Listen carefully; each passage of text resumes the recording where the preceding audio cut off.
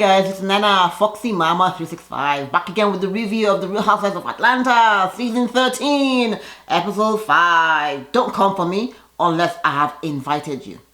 I'm gonna start off with, you know what, if you tell me that President Barack Obama, my president, is going to be somewhere, or First Lady Michelle Obama is gonna be at a place, yeah, and I dress up in my Sunday best, I expect President Obama and my First Lady Michelle Obama to be there, okay? I'm just gonna start off with that, okay? Back to the review. Riley is learning how to clean. Girl, if at 16, 17 you are just learning how to clean, I'm just sorry for your roommates, okay? Or the other people. Because I'm thinking, like, at 16, like, what have you been doing? What were you doing when you were like 10, 11? Like, Candy, you missed it on this one, okay? But it's good, at least you are, you know, she's making an effort. Ace is so cute. Ace is trying to help out. He wants to, you know, and Riley's like, yes, I spray, you clean. I spray, you clean. Like, who doesn't know that you need to clean up after yourself when you come out of the bathroom? That, you know, you need to, like, the bathroom, the toilet, once you, like, it needs to be kept clean, you know, like, once you finish having a shower, it's as easy as, you know, I don't know.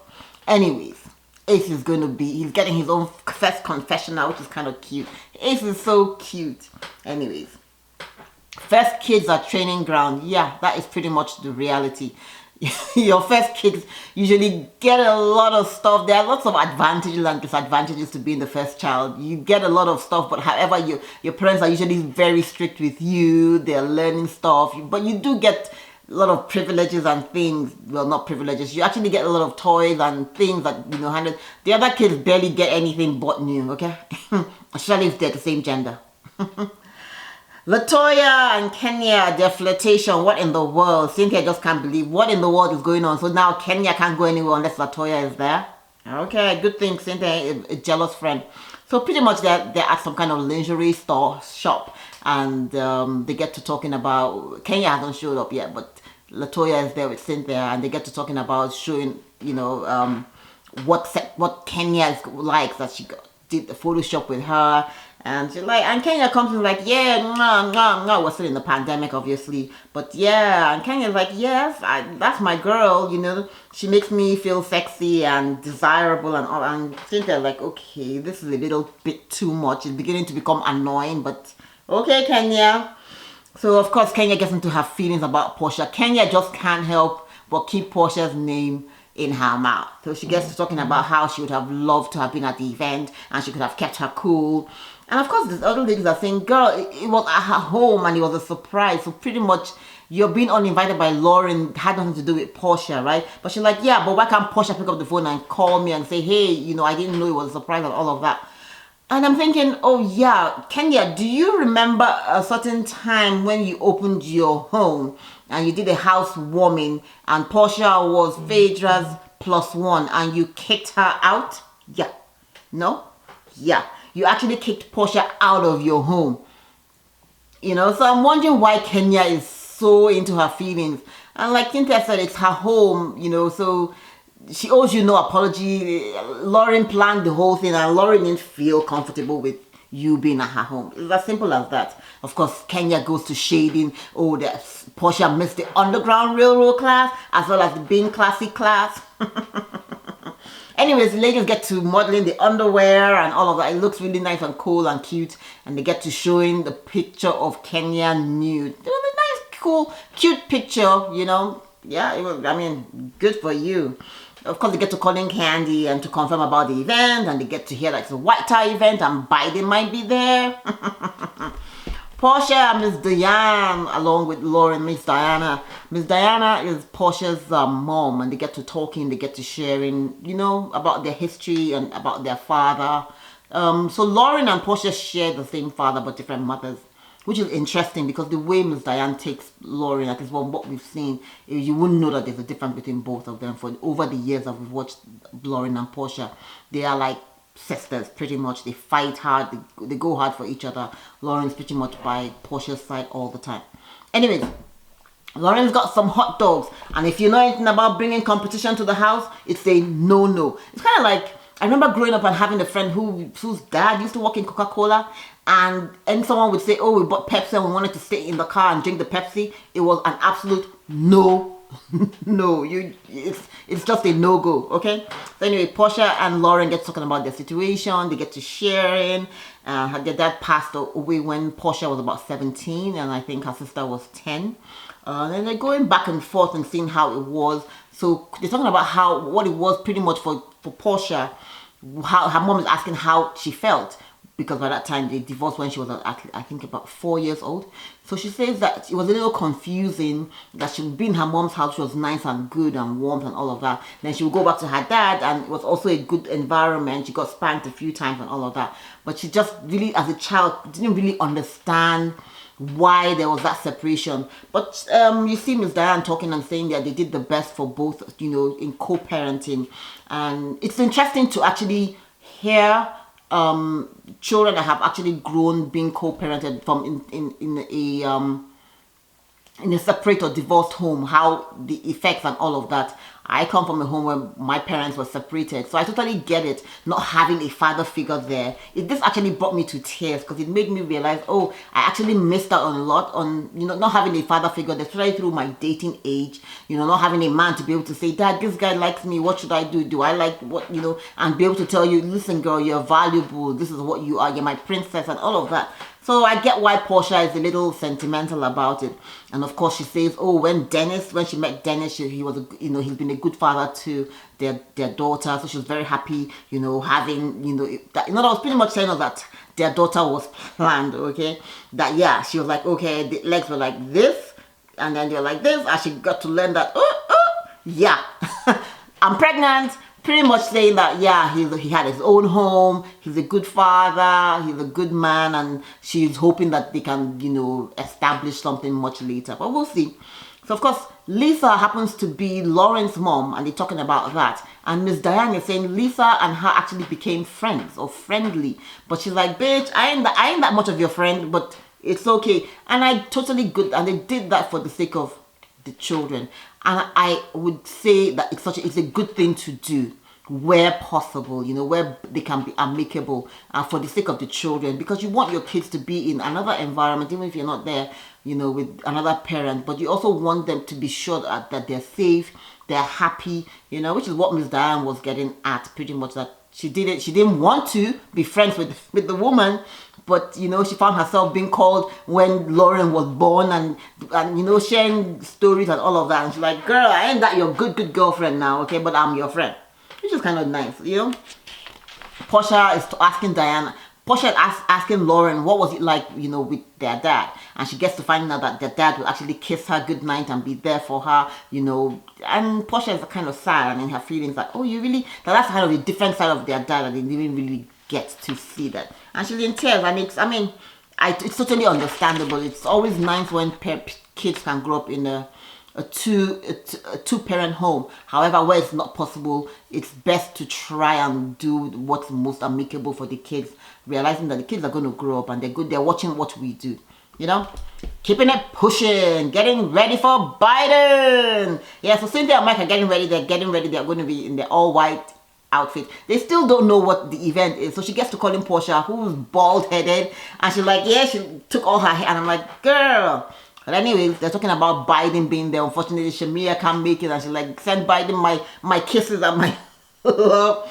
So the ladies are still excited, and Mike is excited about Biden being there, even though they still don't know what it is. And Portia is saying, well, he needs the black women vote, and the vote delivered for him. Yeah, the black women delivered for Biden.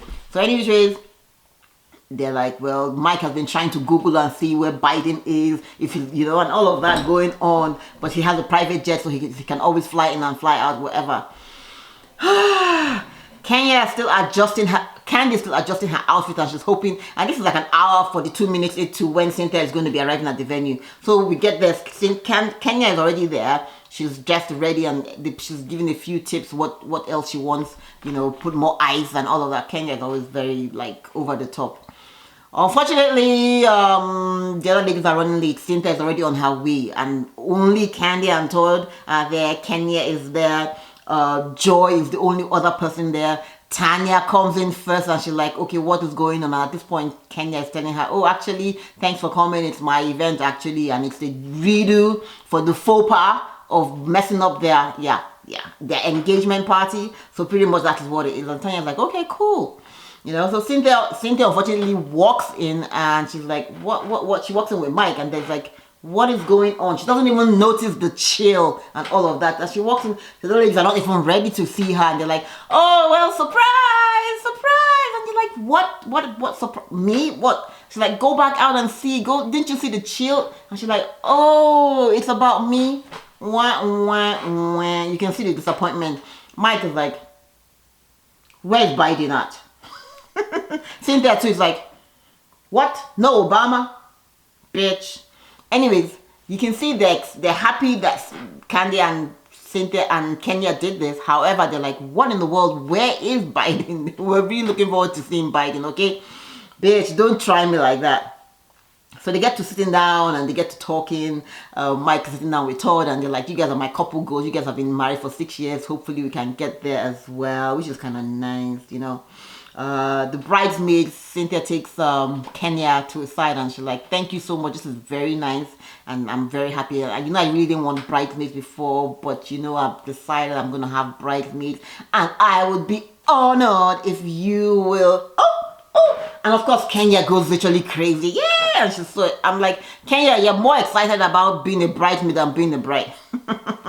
Anyways, Kenya is going to be one of the bridesmaids, as well as Candy. They get to telling Candy as well. Candy is also very excited about that. And this is kind of cool. And as they're celebrating and they're getting to talking, Kenya's on the mic. She's celebrating chill. In comes Portia, fashionably late, okay, with her orange wig. And of course, Kenya is upset. Yeah, trash. You come in very late and now you're talking and you're... Kenya, girl, it's not that serious, you know. But however, definitely Portia was wrong to come in late and start, you know, that. Of course, she's like, what is going on? She's also wondering where's Biden. And like, oh, and now she realizes that it's also just a make-do engagement party for Cynthia and Mike, you know. So it's kind of cool. Moving on. So, the future of Mr. and Mrs. Chill. Candy gets to the mic and starts thinking it's going to be a chill. She's trying to save the day because pretty much there's really nothing planned.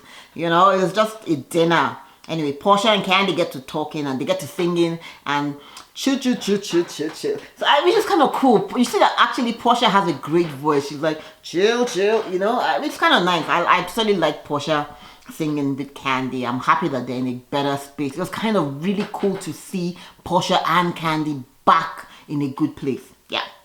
The menu was kind of vegan. They got a chef all the way from Dubai, or she used to live in Dubai, and she's like, okay, they have something for vegans as well. They get to asking Portia how her vegan diet is going, and she's like, ooh, it gets her really horny, and she's having great sex, and they're like, oh, vegan sex with who? No, on my own.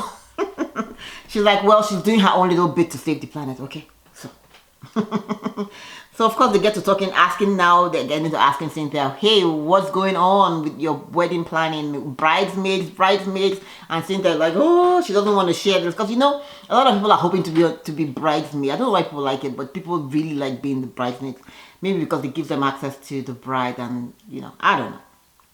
But anyways, so Cynthia is a little like not comfortable about talking about sharing, but she's like, okay, well, Kenya gets to tell him that, well, Kenya and Candy definitely are going to be bridesmaids, okay? And she's like, oh, Portia is a little like, oh, I thought I was going to make it to that list, but oh well, I guess I ain't going to be on the bridal train. So then Latoya walks in. Latoya is fashionably late, okay? And she gets to sitting down and immediately she literally starts sharing. Have you guys seen my screensaver? And she goes to showing Kenya's body picture, naked picture of her ass and everything. And of course, Marlo can't help but dig in. And Marlo is like, girl, you get your butt done as well? Butt done? Shut up, Marlo. See why you should not even have gotten an invite, Marlo? And of course, they start bickering. Ding, ding, ding, ding, ding, ding, ding, ding, ding. Excuse me. Hello, Candy's trying to get the table's attention, and at this point, Todd and Mike are clocked out, okay? Todd knows that, listen, at the moment when the women start to bicker, that is my cue to, you know, like, pick up my phone and just disengage. And Mike is like, hey, what are the scores, okay? So you see, Todd is literally watching, like, a basketball. He just not even getting involved. He don't care. He's moving on. They're like, well, you know what? This is meant to be a happy and nice event. And kind of saying that let's just keep it, you know, light and fun and friendly for the sake of Cynthia. You know, her first tour event was messed up, so let's do it right. And she's saying, you know what? Had this been, you know, like she's trying to get the ladies' attention just the same way Kamala did at the debate. She's like, I'm speaking, okay? I'm speaking, okay? Yeah, I'm speaking. Ooh. Kamala definitely got Pence's attention there. So all of a sudden, Kenya starts talking about the 3 people that can get her, you know, if she was, you know, in that pond. And she says, well, for sure it would be LaToya, Candy. And Candy's like, oh, girl, thank you. However, you know what, Todd and I are a package deal and we won't want to disrespect your man. That's Candy's way of saying, girl, thanks. You and LaToya can have that. And Portia like, am I one of them? Portia, you ain't one of them. And Portia like, it's just as well, because I'll beat you in. I'll beat that ass in bed, which is kind of funny. And she says the last person is Cynthia. Look at those lips. And everybody's like, okay. It looks like you girls are really, really like, yeah. You girls are really, really. Portia is saying, thanks, no thanks. Kenya and Portia, they get into it. Did you get my gift? Oh, thank you. It was such a nice gift. And of course, you see, Kenya, why would you bring this topic up if you really don't want to hear what Portia has to say?